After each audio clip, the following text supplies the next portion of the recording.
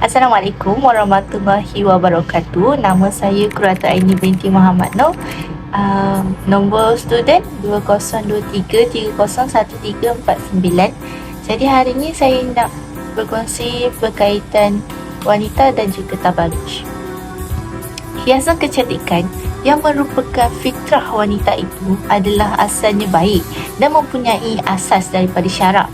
Tapi ia mestilah tak melanggar apa yang telah dilarang oleh syarak secara jelas berkaitan dengan hukum berhias bagi wanita. Di antara hak seorang wanita itu adalah berhias dan suami harus mengambil kenikmatan dan kecantikan serta perhiasan dia. Firman Allah SWT yang bermaksud, katakanlah wahai Muhammad, siapakah yang berani mengharamkan perhiasan Allah yang telah dikeluarkannya untuk hamba-hambanya? Dan demikian juga benda-benda baik lagi halal dari rezeki yang dikurnianya. Surah Al-A'raf ayat 32. Umumnya, hukum asal bagi pakaian dan perhiasan adalah harus, sama ada di badan, pakaian atau tempat. Akan tetapi, hukumnya berlanjutan sedemikian sama ada halal atau harus selagi mana tiada nas-nas yang khusus yang mengecualikan hukum tersebut. Hukum wanita memakai lipstik atau alat-alat solid yang lain adalah harus sebagaimana umum firman Allah SWT yang bermaksud, dialah Allah yang menjadikan untuk kamu segala yang ada di bumi. Surah Al-Baqarah ayat 29. Walau bagaimanapun, wanita hanya harus berhias untuk para suami mereka, serta hiasan itu hanyalah yang dibenarkan oleh syarak saja. Tidak harus dia mempamerkan kecantikannya selain daripada suami mereka dan sebahagian manusia yang telah disebut dalam ayat 31 surah An-Nur. Al-Quran telah meletakkan batas-batas syariat tersebut sebagaimana firman Allah SWT yang bermaksud, dan katakanlah kepada perempuan-perempuan yang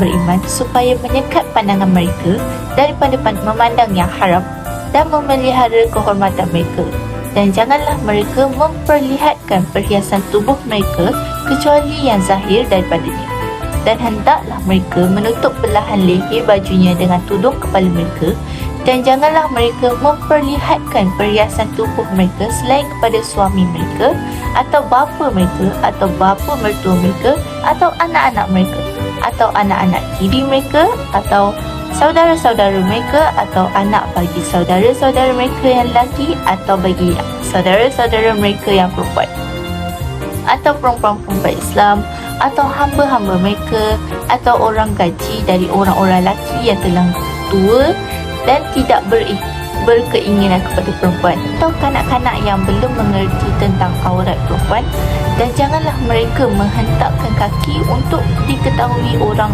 akan apa yang tersembunyi daripada perhiasan mereka, dan bertaubatlah kamu sekalian kepada Allah, wahai orang-orang yang beriman, supaya kamu berjaya.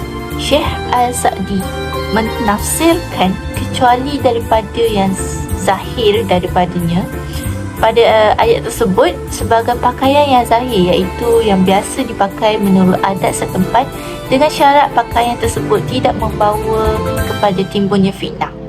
Oleh itu, sekiranya wanita sekadar memakai lipstik dengan warna yang tidak ketara atau memakai alat-alat solid yang lain seperti bedak yang nipis dan hanya sekadar sahaja serta tidak tabaruj semasa berada di luar, adalah tidak mengapa selagi mana perkara itu tak menimbulkan fitnah serta menarik perhatian lelaki kepadanya yang dengan syahwat.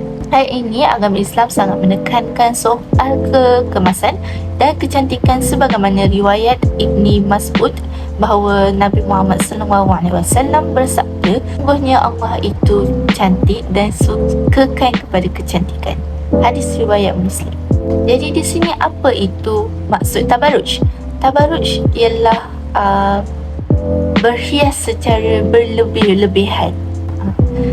Jadi, perkara yang harus diingat dan diberi perhatian pada seorang wanita itu hendaklah dia mengelakkan diri daripada tabaruj.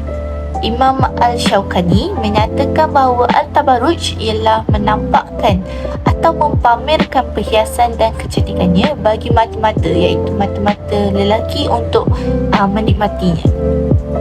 Firman Allah Subhanahu Wa Taala yang bermaksud, dan hendaklah kamu tetap diam di rumah serta janganlah kamu mendedahkan diri seperti yang dilakukan oleh orang-orang jahiliah zaman dahulu.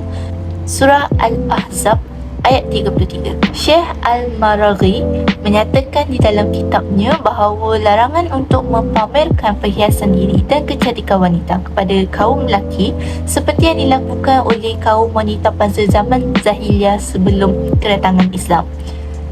Begitu juga dengan Imam Al-Shawkani ketika mentafsirkan ayat ini, menyebut bahawa Al-Tabarruj ialah seorang wanita yang menampakkan sebahagian daripada perhiasan dan kecantikan yang sepatutnya, yang wajib ditutup, di mana perkara tersebut dapat menarik perhatian dan menaikkan syahwat laki-laki.